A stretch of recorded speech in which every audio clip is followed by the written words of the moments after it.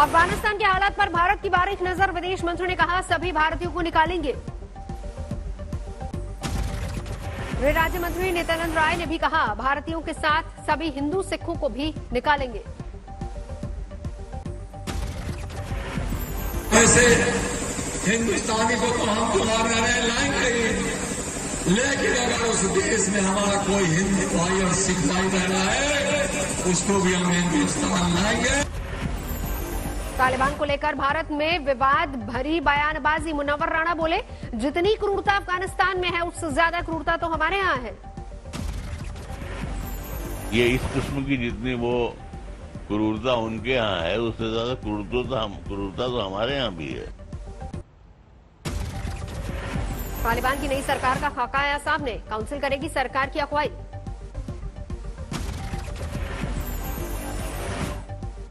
तालिबान मुखिया आखूजादा होंगे सर्वे सर्वा, काउंसिल के मुखिया की होगी राष्ट्रपति की भूमिका।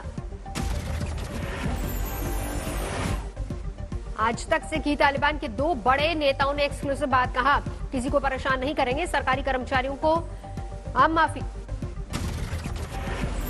ما میخوای هیچ کس باید بیرون از افغانستان نرود. کسایی که رفتند هم بیایند در وطن خود بیایند، بشینند در خانه‌شان محفوظ است، آبرویشان محفوظ است، حیثیت. भारत के लोग अफगानिस्तान में सुरक्षित, सिखों ने भी कहा अब तक कोई खतरा नहीं। काबुल एयरपोर्ट पर अब भी दहशत का माहौल, तालिबान के लड़ाके मौजूद। एयरपोर्ट के पास खड़े लोगों को धमकाते नजर आए तालिबानी, लोगों का एयरपोर्ट पर आना जारी। अफगानिस्तान के कुछ इलाकों में अभी तनाव के हालात, कुछ में जबरदस्त बवाल। कुछ में तालिबान ने लोगों पर चलाई गोली, झंडा बदलने की कोशिश में हुई झड़प।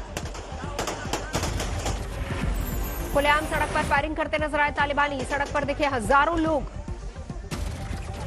अफगानिस्तान से सामने आई दहशत की तस्वीरें, काबुल एयरपोर्ट पर तालिबान से बचने की अपील करती नजर आई महिलाएं। तालिबान ने अफगानिस्तान के सिख समुदाय को बताया सुरक्षित, अपने न्यूज चैनल पर जारी की रिपोर्ट। अमेरिका का अफगानिस्तान के हालात पर बड़ा बयान, कहा लोगों को नहीं पहुंचा पा रहा एयरपोर्ट। अफगानिस्तान में जारी सरकार बनाने को लेकर माथापच्ची, हामिद करजाई और अब्दुल्ला से मिले तालिबानी नेता अनस हक्कानी अबू धाबी में मौजूद है। अफगानिस्तान के राष्ट्रपति अशरफ गनी यूएई ने जारी किया बयान। अफगानिस्तान में तालिबान के खिलाफ उठी विरोध की आवाज, जलालाबाद में जोरदार प्रदर्शन। जलालाबाद में प्रदर्शन कर रहे लोगों पर तालिबान ने दागी गोलियां, 3 प्रदर्शनकारियों की मौत। अफगानिस्तान के झंडे के साथ शांतिपूर्ण प्रदर्शन कर रहे थे लोग, पाकिस्तान के खिलाफ जमकर नारेबाजी।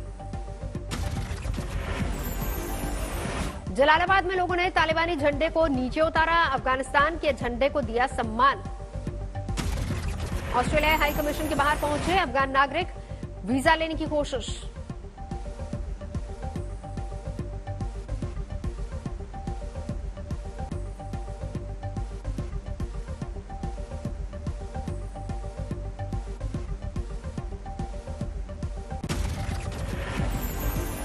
वीडियो कॉन्फ्रेंसिंग से रामपुर कोर्ट में पेश हुए आजम खान और उनके बेटे। 26 अगस्त को होगी अगली सुनवाई। बाराबंकी की अदालत ने जारी किया मुख्तार अंसारी को कड़ी सुरक्षा मुहैया कराने का आदेश, बाहुबली ने जताई थी हत्या की आशंका।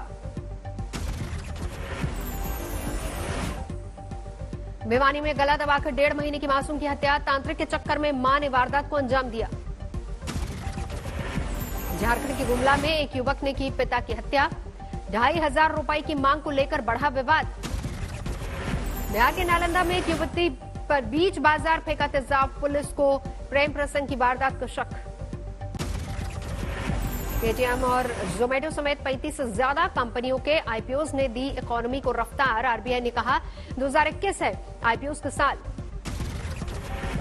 पेटेंट आवेदन करने वाली सभी शैक्षणिक संस्थाओं के लिए फीस में 80% कटौती, अभी तक केवल सरकारी शिक्षा संस्थानों को मिलती थी छूट।